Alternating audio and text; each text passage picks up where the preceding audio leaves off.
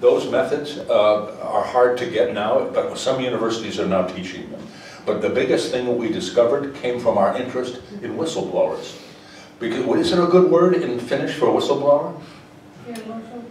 Isättäjä. Yes. Isättäjä ehkä. Aha, right. Because I know in German there's no good word, in French there's no good word for it, but they become very important to us. They are the main sources of information, and their courage is the basis of so much of our journalism. We get the credit for it, but they are the ones who take the personal risk to tell us. So we find it very important to find ways to protect them. Vaikka muutama yliopisto edelleen opettaa tätä tiedon kaivamista esiin numeroiden, tilastojen ja tilien seasta, tärkeintä keskuksen työlle on ilmiantajat, visertävät tiedonvuotajat, koska vaikka keskus usein saa kiitokset siitä, kun jokin suuri skandaali nousee ilmoille, todellinen työ ja todellinen riski on aina näiden tiedonantajien harteilla. The interest for us became very specific about 2006, and I was reading a magazine on a crazy subject about which I know nothing, which is digital technology. 2006 hän oli lukemassa sanomalehteä niinkin hänelle oudosta aiheesta kuin digitaaliteknologia. And then I read a story about a crazy Australian with white hair who was interested in protecting whistleblowers.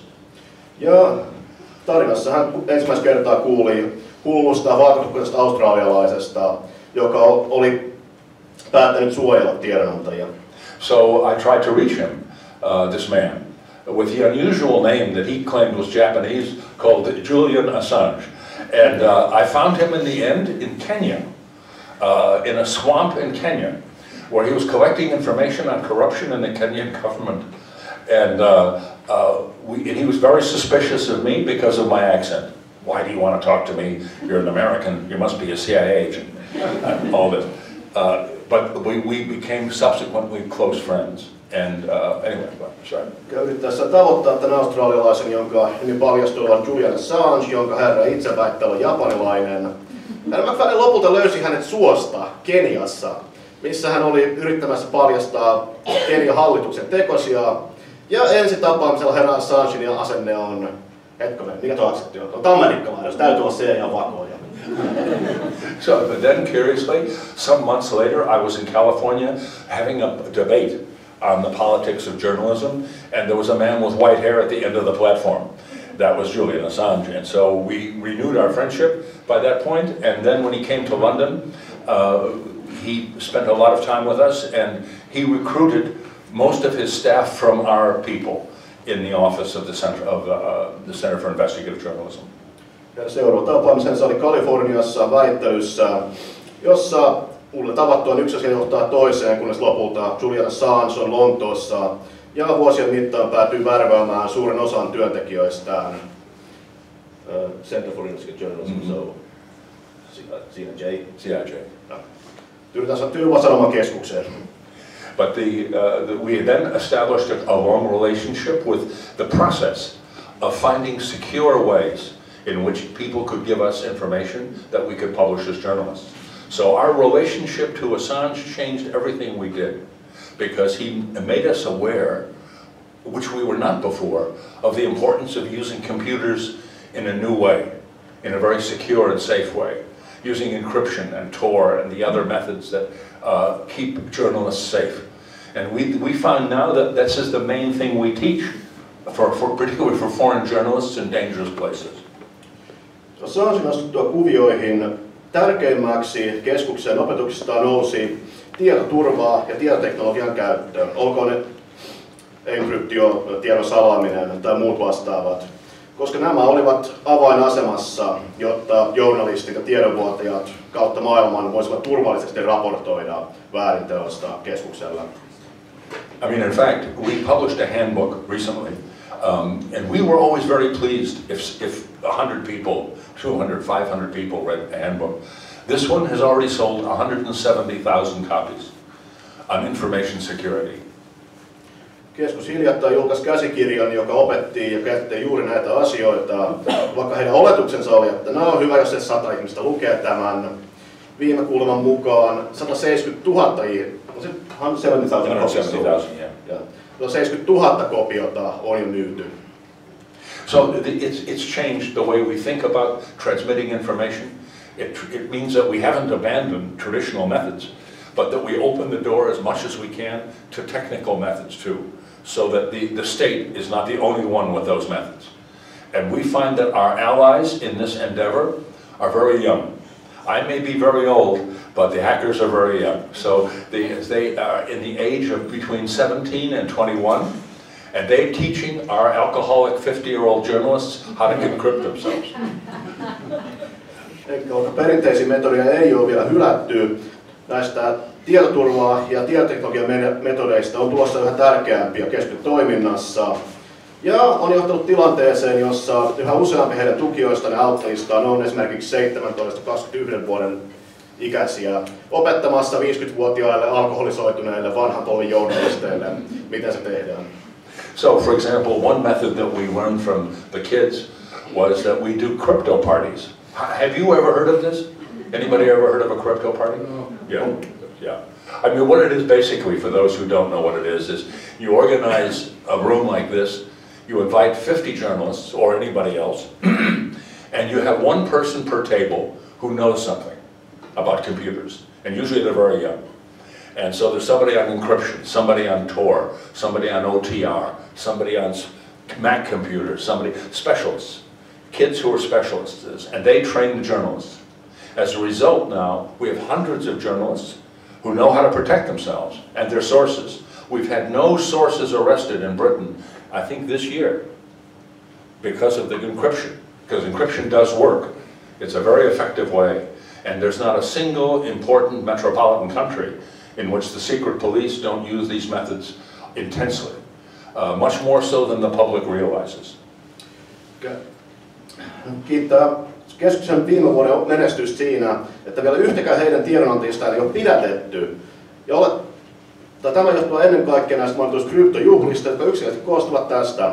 Kootaan esimerkiksi 50 journalistia hyvinkin tämän kaltaiseen tilaan, ja otetaan joku, joka osaa käyttää Mac-tietokoneita, joku, joka osaa koodaamista, joku, joka osaa salata IP-ostoja ja niin edespäin. Ja journalistit voivat kiertää pöydästä pöytään oppien eksperteiltä, jotka osaavat käyttää näitä metodeita. Samalla lailla kuin lukuisissa maissa, eli salainen poliisi tai tiedonvalvontavirastot, käyttää samoja metodeja heitä vastaan. So we have a big program now in London, but also now in Germany, in Berlin, to build an organization together with hackers. So that young hackers become allies and partners and brothers to what we do. And that's begun to work very well. Though most journalists were very suspicious at first to work with somebody so young. But then in fact now it's taking off and it's everywhere now. So we even in America now there are people who are doing this to protect themselves against the FBI. Alkuun Lontoossa, sitten Saksassa, nykyään jopa Amerikassa. Keskus yrittää luoda liittoa journalistien ja nuorten hakkerien välillä. Yeah, so that's our big program at the moment. I've tried to compress our whole history down into about 8 minutes, but the substance of it is that we've moved into the digital area reluctantly, but enthusiastically. And we intend to keep that going as a weapon for journalism, because otherwise we cannot protect a source.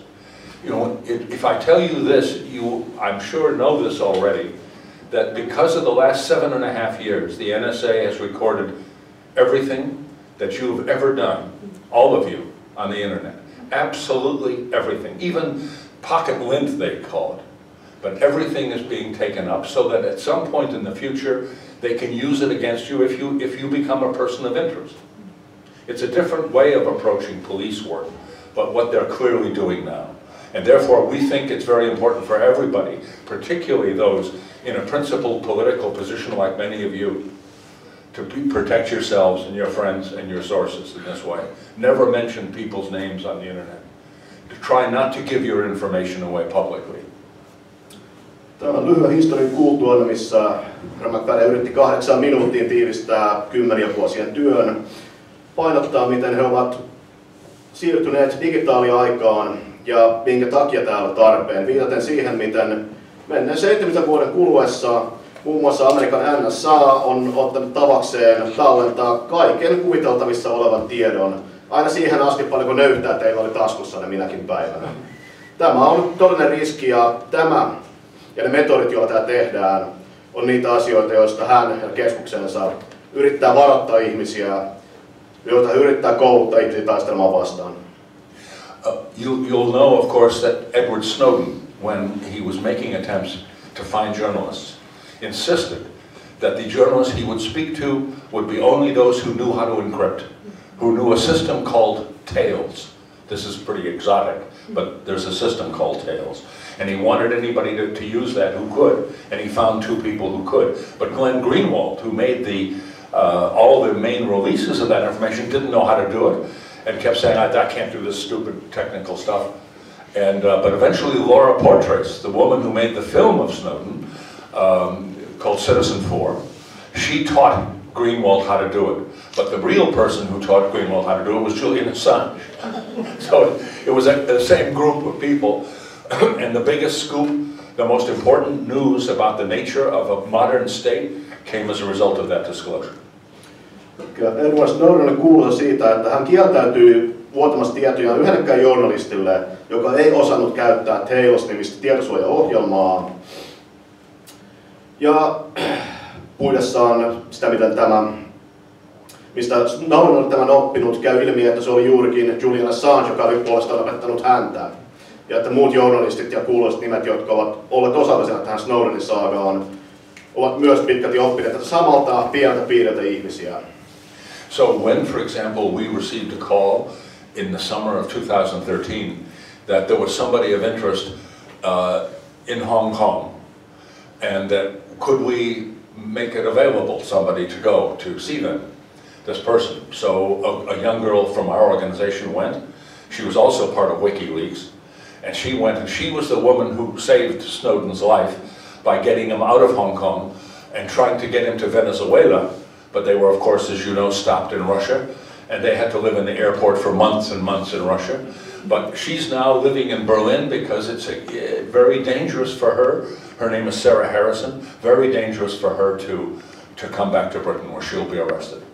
So there's a very large community of our people, CIJ people and WikiLeaks people now in Berlin, which is considered relatively safe.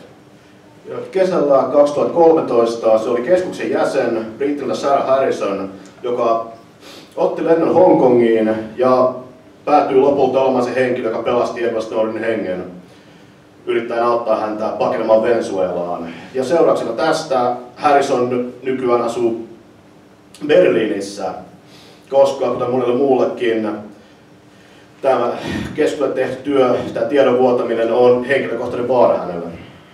I mean, so in a sense, we find ourselves in an information war, and it's a war with the state and with big corporations, and we are very happy to be fighters in that area. But we're dependent on people who know much more than we do. I mean, we're only writers and researchers, so we're very dependent now on hackers.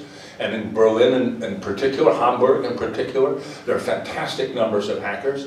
There's a group called CCC, which many of you will know, the Chaos Computer Club, which is the preeminent hackers organization in the world. There are more intelligent people in that place than I've ever seen, I'll ever hope to see again. And they're all incredibly young and very powerful and working now with journalists. So it's an alliance we're very enthusiastic to pursue and to encourage. And I would also say there's a film which shows many more things than the Laura Poitras film, which is a good film. It's called Snowden, The Great Escape, and it's by a German director called John Goetz. And you can get it on YouTube. And like everything on YouTube, it's free. But it's also quite a good film, and you will see Sarah Harrison in Hong Kong getting on the airplane with Snowden. It's quite an extraordinary film to see. Keskus jatkaa työtään ja herra MacFadyenin mielestä he ovat varsinaisessa informaatiosodassa hallituksia vastaan, mutta he ovat vain reportereita ja kirjoittajia. He eivät voi olla sen parempi kuin tietolähteensä tai he kertovat heille, mitä maailmalla tapahtuu. Ja tästä syystä hän on hyvin innossaan siitä, että keskus on liittoutunut muun muassa saksalaisen CCI? The German Hackers Club. CCC. CCC, pardon. And to my regret, could you please repeat about the movie because? Oh yeah, it was called The Great Escape, and it's really about Snowden's escape from Hong Kong, how he did it, how it was organized, and how they got to Russia. YouTubesta on saatavilla video The Great Escape, joka kattaa tapahtumat Snowdenin paasta Hongkongissa ja miten hän polkunsa päätyi Venäjälle. But it's a more radical film, I'm afraid, than Laura Poitras', so it didn't get an Academy Award, but it's a very good film nonetheless. But we saw it on our TV. You did see it? Ah, here? Yes. Fantastic. You can't see it in England, you can't see it in America, needless to say. I'm glad to hear it. It's good. Eikä toisin kuin Suomessa, jossa tämä filmi on näytetty TV:ssä, samaa ei voida sanoa Amerikasta tai Englannista, jos sitä koskaan näytettäisiin. I've been boring people long enough, I think we... No.